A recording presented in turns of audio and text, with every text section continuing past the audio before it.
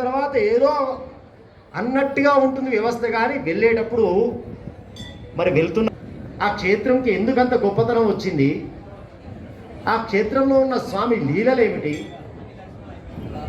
ఇది కదా మనం మాట్లాడుకోవాల్సింది.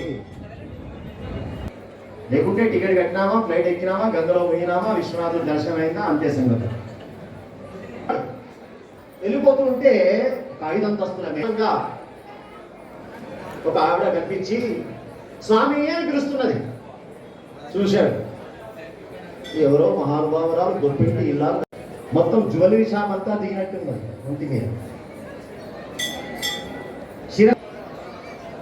కాబట్టి మనం కోరకుండా ఇచ్చేవాడు పరమాత్మ. కోరితే ఎంత కోరగలమండి? కోరితే ఎంత కోరగలం? బాగా చెప్పండి. ఓ 100 కోట్లు అవన్నీ పోయినాం. భగవంతుడు అడిగాడు, అరే 100 కోట్లలో ఎన్ని జీవులు ఉన్నాయి అని అడిగాడు. అనేటువంటి భావన లేదు. అది రానున్న మట్టుకు మన భక్తి పరిపక్వత లేదు.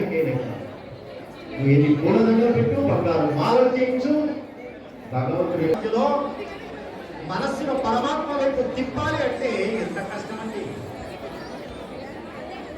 అందుకే